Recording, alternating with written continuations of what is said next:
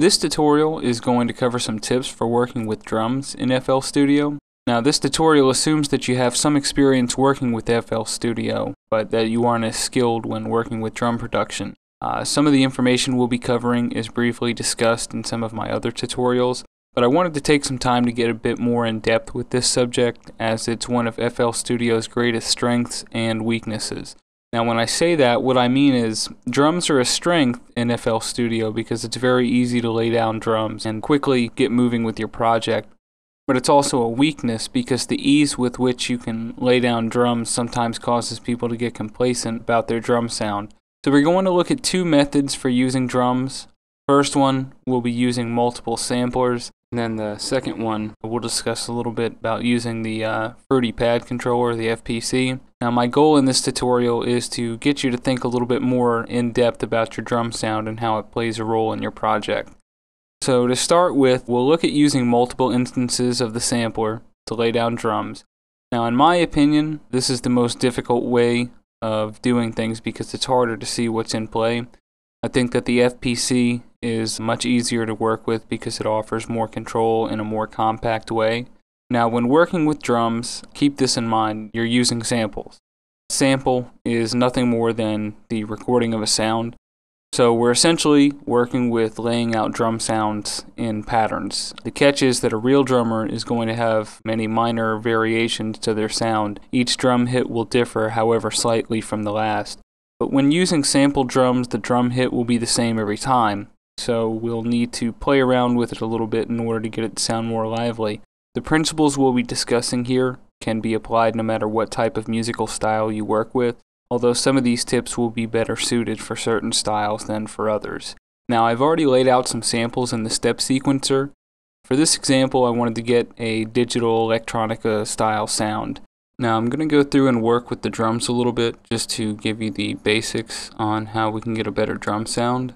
All too often, I hear people's FL Studio projects and they haven't really taken any time to go in and do anything to the drums. Your drum part is going to be what drives your song. It's the backbone of any project and needs the appropriate amount of attention. Again, FL Studio makes it very quick and easy to throw down some drums, but you can't let that keep you satisfied. Also, in this example, I've set the swing to about halfway to give us a more house kind of sound. So we've got this drum pattern, and now is where we need to take a step back and figure out what needs to be adjusted and why. I'm going to go ahead and play this example, and usually I'm using headphones when I do these tutorials, but for this I want to be able to mix things in a better environment, so I'm going to go ahead and turn off the mic. Let me go ahead and play this example for you first so that you can hear it and hear what the unaffected sound sounds like.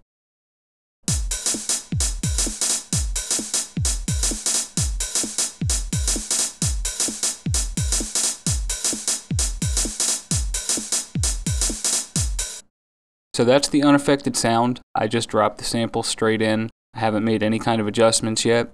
And unfortunately, this is where a lot of people leave their drums. They don't make any real adjustments to them because they figure the samples have already been EQ'd and everything. But we can definitely make some improvements to this sound. So I'm going to go through and play this example, and as I play it, I'm going to be making changes to it, and then once we get done, I'm going to go back over each change made and discuss the reason why it was made.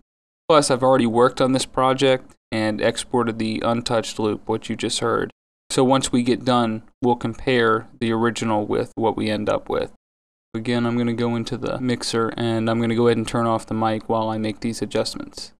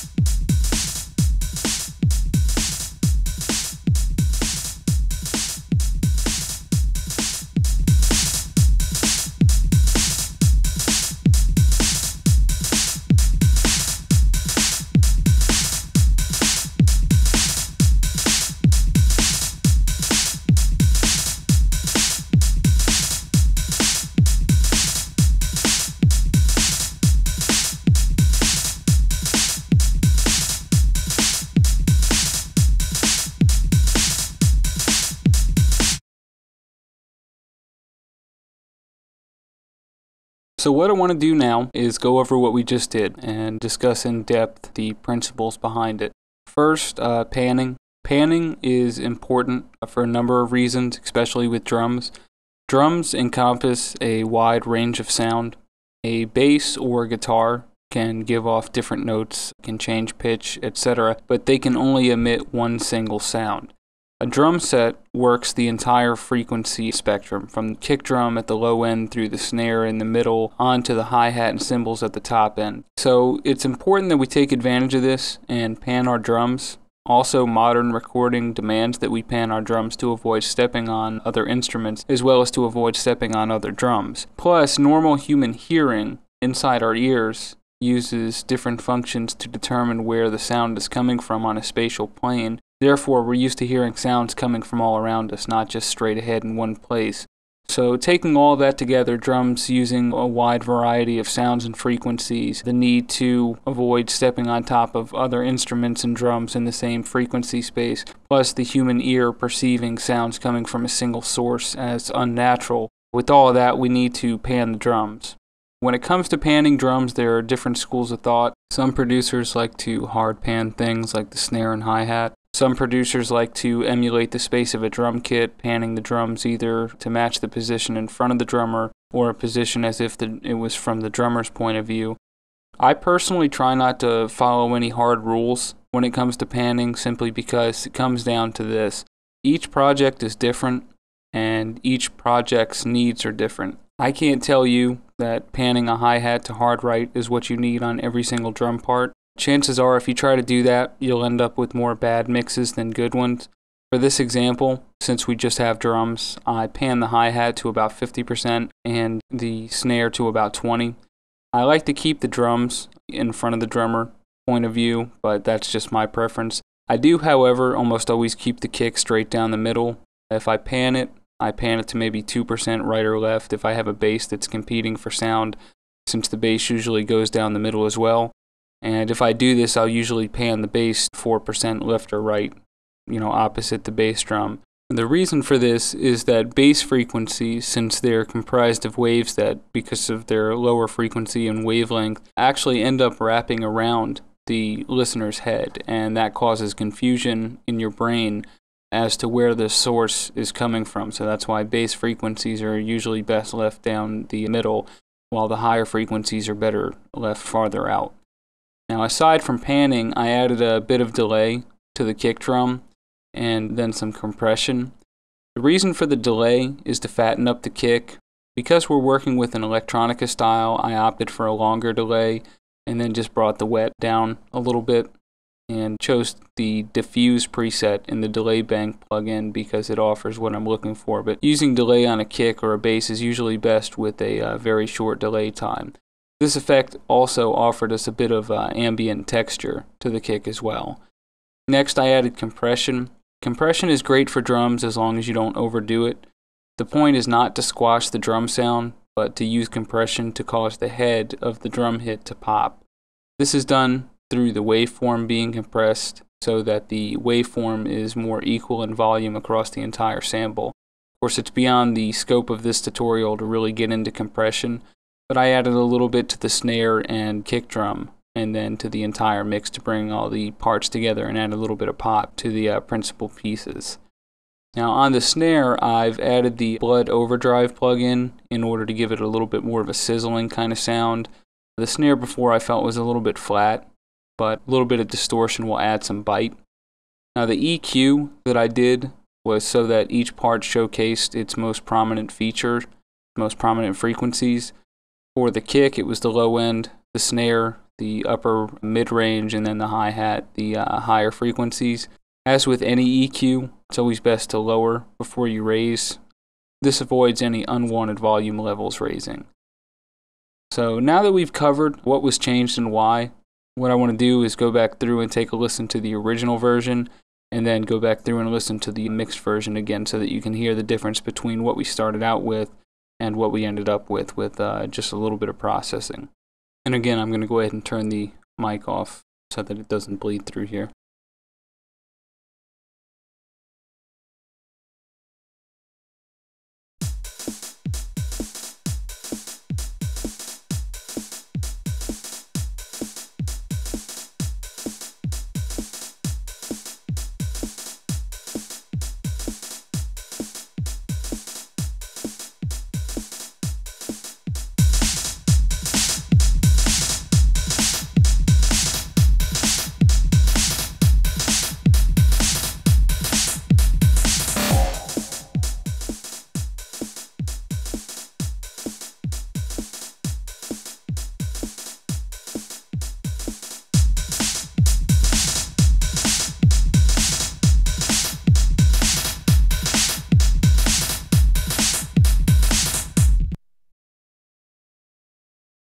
So you can see that those minor enhancements gave us a more thick drum sound with more space and life. Of course, with any mixing, the other instruments are going to determine the factors we discussed, and you should always trust your ears. Now, the next example I want to take a look at is using the FPC for drums. Now, I'm not going to go into as much detail as we've just covered a lot of information, but I wanted to point out some advantages to using the FPC. With samplers, you have to insert a separate sampler for each drum hit. If you choose to work in the piano roll instead of the step sequencer, you end up having to go back and forth between the different drum hits, and it's much more difficult to find your place in the beat.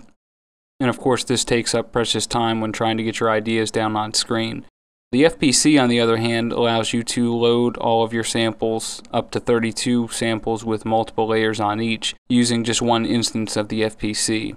From there, you can use the piano roll to manipulate the velocity, pitch, timing, frequency, cutoff, resonance, all that on each hit.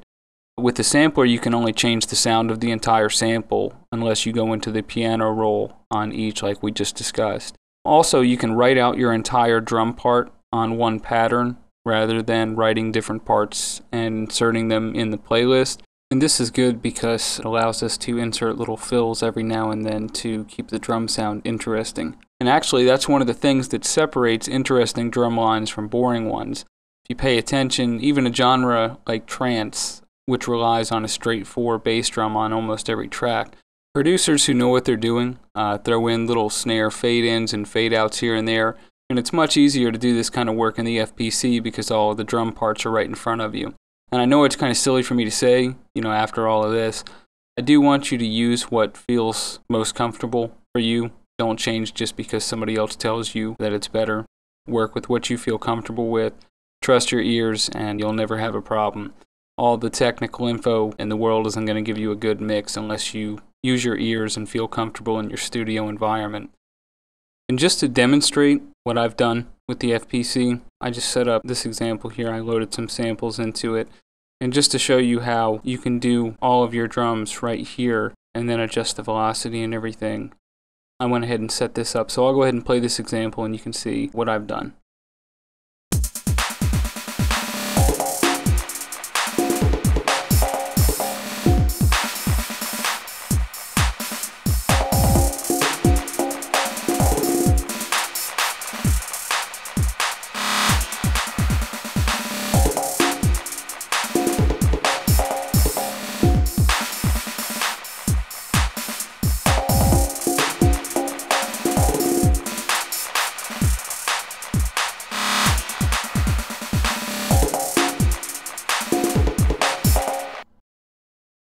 So in working with that, it just makes it a lot easier because I have all my drum parts right here. And if I need to go in and change anything, I can go in and change it right here instead of having to go back and switch through different samplers and zoom in. So it just makes it a lot easier for me. So I hope I was able to give you some information on working with drums in FL Studio, and I hope that some of these tips will help you to expand your drum sound and your projects. Please remember again that the drum line is what lives at the heart of your project, and if the drums are bad, the whole project will suffer no matter how good everything else is. But I want to thank you again for watching, and I'll see you in the next tutorial.